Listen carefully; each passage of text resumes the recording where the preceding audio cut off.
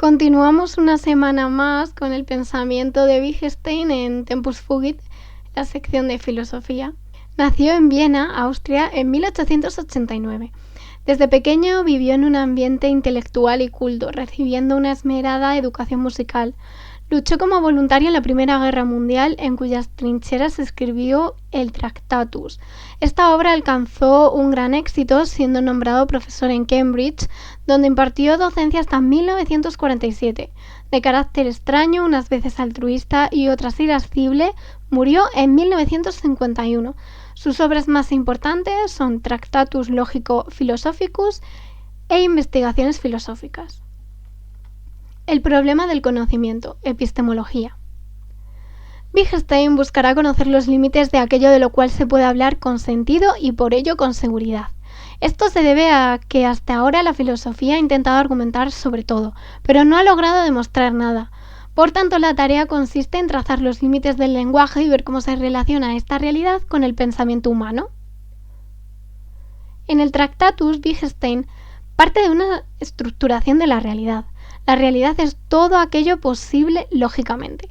El mundo más reducido sería el conjunto de hechos que realmente existe dentro de todas las posibilidades de lo que podría existir.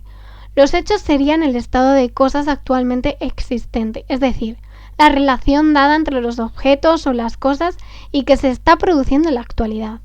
Por último, las cosas u objetos serían lo individual, existente y fijo. En esta etapa, Wittgenstein defiende el principio de la isomorfia. Según él, hay una relación lógica entre la realidad y el lenguaje y por ello es posible hablar sobre el mundo. Así, la estructura lógica del lenguaje tiene que ver con la forma lógica del mundo y por ello el lenguaje fija el límite de aquello que del mundo podemos conocer racionalmente. De esta forma, las proposiciones lingüísticas tendrán sentido cuando hablan de aquellas cosas del mundo donde la isomorfia se puede realizar. Pero que algo tenga sentido no implica que sea necesariamente verdadero. Una proposición será verdadera cuando aquello que exprese coincida con un hecho del mundo. Si lo representado existe, la representación será verdadera. Si no existe, será falsa. El lenguaje, por tanto, solo habla del mundo cuando es posible aplicar la isomorfia.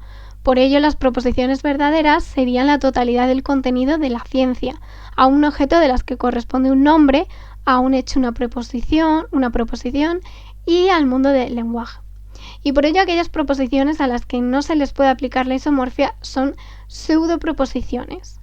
Estas pseudoproposiciones son de dos tipos fundamentales. En primer lugar están las lógicas y matemáticas, que aunque carezcan de sentido, pues no hablan del mundo, no son absurdas, pues son útiles para ciertos procesos.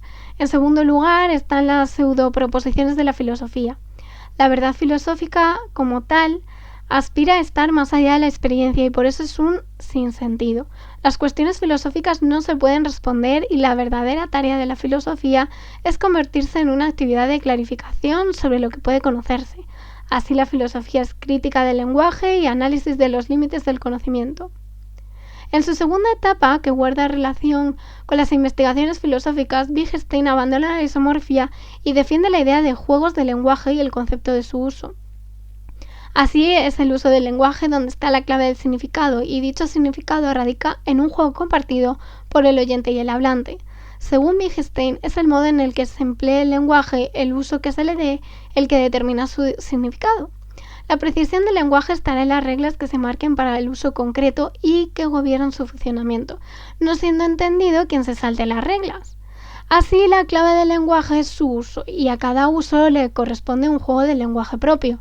El juego de lenguaje es así ese conjunto de reglas que tiene un determinado uso del lenguaje y cada situación, cada juego, tiene unas determinadas y propias de él, y que no pueden ser aplicadas a otro juego distinto. Estos usos del lenguaje proceden de la situación concreta y a su vez de la tradición anterior. Wittgenstein plantea también esta segunda etapa, el problema de la filosofía. La filosofía produce una fascinación porque es un embate contra los límites del lenguaje y busca siempre tratar problemas que están más allá de nuestra comprensión. Por ello su problema es el mal uso del lenguaje. La filosofía debe tener como tarea aclarar y elucidar conceptualmente los términos del propio lenguaje para que no puedan ser utilizados de forma errónea. Así su función es descubrir y poner en claro las estructuras del lenguaje, esclareciendo las reglas y con ello determinar el uso correcto del lenguaje. El problema del hombre y la moral. Antropología y ética. La ética y la estética trascienden el mundo, pues va más allá de la realidad. La estética mira a los objetos como obras de arte dándoles un sentido estético y la ética analiza a los sujetos como seres morales yendo más allá de su propia realidad física dándoles un sentido ético. Así ética y estética tratan sobre el sentido de las cosas, algo característico del ser humano. Del problema de la filosofía como búsqueda del sentido de la vida, de la muerte y del problema de la vida eterna no se puede hablar, pues no hay experiencia. Así reflexionar sobre ello nos lleva a lo místico, que es inexpresable y se muestra en el sentimiento. Y al ser un sentimiento y no un hecho, hace que no se pueda hablar de ello ni explicarlo. Sin embargo, lo místico es característico del ser humano y no puede abandonarse. Os recuerdo que este escrito sobre Wittgenstein y los demás pertenecen a una publicación, a una web y un blog que se llama lalechuza-de-minerva.es y allí podéis encontrar cosas muy interesantes. Antes estaban publicados todos estos resúmenes, pero como los quitaron y yo los conservaba, me pareció interesante incluirlos aquí.